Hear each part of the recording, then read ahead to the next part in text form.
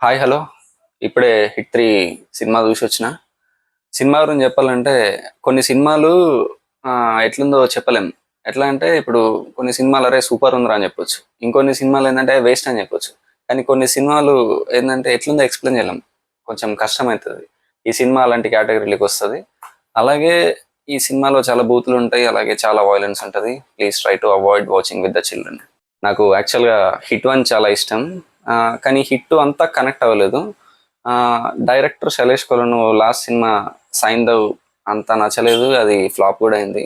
అలాగే Nani last 3 movies అయితే చాలా బాగున్నాయి. నాకైతే నచ్చినాయి. వీళ్ళిద్దరు కాంబినేషన్‌లో వచ్చిన ఈ సినిమా ఎలా ఉందో ఇప్పుడు రివ్యూ చూద్దాం. రివ్యూ కంటే నా ఒపీనియన్ అని చెప్దాం. Okay, let's see. Nani characterisation చాలా కొత్తగా ఉంది ఇందులో. ఎట్లా అంటే ఎప్పుడు చాలా చిరాగ్గా ఉంటాడు, కోపంగా ఉంటాడు. ఎట్లా అంటే మనం 'ఖడ్గం' సినిమా చూసినప్పుడు మనకు శ్రీకాంత్ క్యారెక్టర్ ఎట్లా అనిపిస్తుంది, ఎప్పుడు ఇట్లా కోపంగా ఉంటాడు, ఆ ఐస్లో ఒక సీరియస్నెస్ ఉంటుంది కదా. ఇందులో కూడా నానిని చూసినప్పుడు నాకు అట్లే అనిపించింది. అట్లే ఇక్కడ నాని వాళ్ళ ఫాదర్ మధ్యలో ఉన్న ఆ రోల్ చాలా బాగా అనిపించింది నాకు. ఆ సీన్స్ మంచిగా నాకు కనెక్ట్ అని అనిపించింది. వాళ్ళ ఫాదర్ క్యారెక్టర్ వచ్చి సముద్రగని గారు చేశారు. ఫస్ట్ హాఫ్ లో హీరోయిన్ చాలా తక్కువ సేపు కనిపిస్తుంది మనకు. అయినా కూడా నానికి హీరోయిన్ కి మధ్యలో కెమిస్ట్రీ చాలా బాగా వర్కౌట్ అయింది. నాకు ఇంకొకటి ఏమనిపించింది అంటే సినిమా మొత్తం చాలా క్లాసీ వేలో ముందుకు పోతా ఉంటది. అలాగే ఈ సినిమాలో యాక్షన్ సీక్వెన్సెస్ చాలా బాగున్నాయి.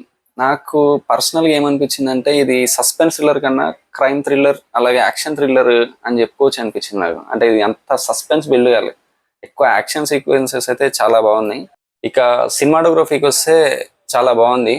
అసలు ఆ అంబియన్స్ లోకి తీసుకొని పోయింది. ఆ లొకేషన్స్ కావచ్చు, ఆ లైటింగ్ కావచ్చు, కలర్ గ్రేడింగ్ కావచ్చు, ఆ ఫ్రేమ్స్ కావచ్చు, చాలా బాగున్నాయి అసలు.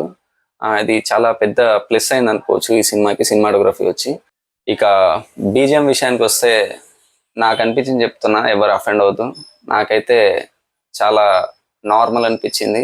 సినిమా మొత్తం వేరే స్టాండర్డ్స్లో ఉంటే ఈ బీజిఎం మాత్రం చాలా రొట్ట సినిమాలకు ఇచ్చే బీజిఎం ఉంటుంది కదా. అంటే వెరీ లో గ్రేడ్ సినిమాలు ఉంటాయి కదా కొన్ని, అంటే ఏదో తీయాలని తీస్తారు చూసిన, ఏం నాలెడ్జ్ లేకున్నా సినిమా పైన ఏదో స్టాక్ మ్యూజిక్ వాడుకొని తీసినట్టుంది. బీజిఎం అయితే నాకు అట్లే అనిపించింది. ఈ సినిమాకి బీజిఎం అయితే చాలా మైనస్ అనిపించింది, నాకైతే చాలా మైనస్ అయింది. ఇంకా ప్లాట్ విషయానికి వస్తే I just don't want to say anything about the plot because ఇది సస్పెన్స్ థ్రిల్లర్ కాబట్టి అన్ని మర్డర్లు జరుగుతూ ఉంటుంది, క్రైమ్ జరుగుతూ ఉంటుంది. ఏం చెప్పినా కూడా మీకు స్పాయిలర్స్ ఇచ్చేసినట్టు ఉంటుంది. ప్లాట్ గురించి నేను ఎక్కువ ఏం మాట్లాడదలుచుకోలే. కానీ ఓవరాల్గా ఇది డీసెంట్ వాచ్ అని చెప్పొచ్చు. మరీ ఎక్కువ ఎక్స్పెక్టేషన్ పెట్టుకొని పోకండి. డీసెంట్ వాచ్ అని చెప్పొచ్చు. అంటే మీకు చాలా రోజుల తర్వాత, అంటే ఈ సినిమా మీద కూడా బయట చాలా బజ్ ఉందన్నమాట.